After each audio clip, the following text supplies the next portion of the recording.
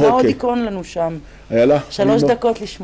אנחנו איתך. תודה רבה רבה. תודה גם לכם. אוקיי, הנה הנושא הבא שלנו, הנתונים שהתפרסמו על ההתגייסות, כן, לצבא, לצה"ל, בעיקר על ההתגייסות, המילה הנכונה היא השתמטות מההתגייסות לצה"ל. אנחנו צריכים לארח את חבר הכנסת משה מוץ מטלון באולפן בתל אביב. שלום אדוני. שלום רב, שבת שלום. שבת שלום. אז בוא נתחיל עם אתה הרי לא מופתע, נכון, כשאתה רואה את הנתונים האלה, שהם די קודרים בסופו של דבר, מדברים אפילו על מספר קטן מאוד מאוד מאוד של מתגייסים בעתיד. לא מפתיע אותך, נכון? שאתה יודע, מכיר את האווירה מסביב. אני מכיר את האווירה, מכיר גם את הנתונים. אנחנו מקבלים את הנתונים באופן שוטף מאק"א, בוועדת חוץ וביטחון. הנתונים מטרידים מאוד, הנתונים...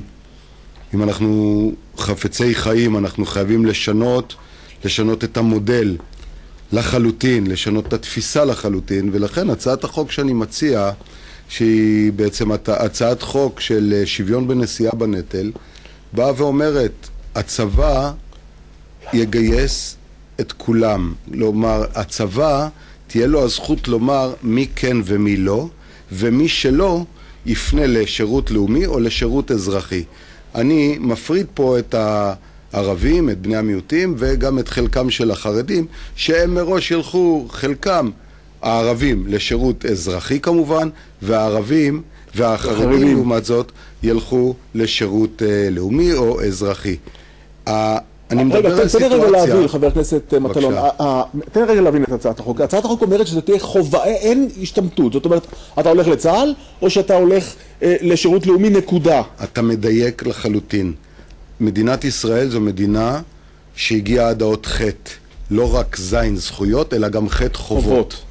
ואנחנו חייבים לשאת בחובות המוטלים עלינו כמדינה, מדינה בהתאבות, מדינה צעירה, מדינה מוקפת בעיות ואויבים, מדינה שבונה את כלכלתה, מדינה שחלק קטן מאוכלוסייתה נושאת בנטל הכלכלי, ואני מציע פה הצעה שיש בה גם מודל כלכלי, מודל עסקי, שבסופו של יום גם יצמצם את העוני בישראל. ישנן פה אוכלוסיות עניות, ערבים, חרדים, ראיתם רק לאחרונה את נתוני העוני. מי רוצה להיות עני? מי רוצה לסעוד על שולחנה של הממשלה? אבל למעשה אתה מתגמל את אותם אנשים שנקרא להם כרגע משתמטים, לא יודעת אם זה כל כך נכון, אבל אתה מתגמל אותם כלכלית, כשבצד השני יש לך חיילים שהולכים לשרת בצבא על פי חוק, ולמעשה אותם אתם לא מתגמלים. אז מה יהיה בהצעת חוק הזו? למעשה אתה תיקח את כל אותם אנשים שהולכים היום לצבא, שיגידו לעצמם, תקשיבו, הרבה יותר משתלם לנו ללכת לעשות או שירות לאומי או שירות אזרחי. כפי שאמרתי, הצבא יהיה זה שמחליט את מי הוא מגייס ואת מי הוא לא מגייס. כמו שאמרתי, עדיין יש אחוז באוכלוסייה שרוצה וגאה לשרת בצבא ולשרת ביחידות קרביות, וכמובן יהיו את אלה שהלכו לכיוונים אחרים במשך שנים, ויש פה מספר גדל והולך של משתמטים, למעט ובנוסף לקבוצות אוכלוסייה שמראש לא משרתות לא את המשק האזרחי ולא את המשק הצבאי. ולכן אני אומר לאותם חרדים, לאותם ערבים, בואו תהיו חלק אינטגרלי מאותה חברה, בואו תשתלבו, בואו תוכשרו מקצועית, בואו תתרמו גם למשק, גם לביתכם, ואנחנו מציעים פה הצעה שהיא win-win situation, לא תהיה יותר השתמטות. איך אתה יכול לסרטט את האופי של המשתמטים? האם אתה יכול להכניס אותם לקטגוריה רק של ערבים וחרדים? ממש לא, לצערי הרב לא. אנחנו ראינו את הנתונים גם שהתפרסמו הבוקר. זה מטריד מאוד, אבל שתעמודנה האופציות של שירות צבאי, של שירות אזרחי, אני בסופו של דבר אפנה אותך לאותו שירות לאומי או אזרחי, אדם יעשה את השיקול. ברשותך רוצה איכשהו לאמוד, בוא נקרא לזה כך, את הסיכוי הפוליטי של הצעת חוק הזאת. אתה יודע באיזה מצב נמצא היום ראש הממשלה, אתה יודע את מי הוא צריך להשאיר לצידו, איזה סיכוי יש להצעת חוק הזאת?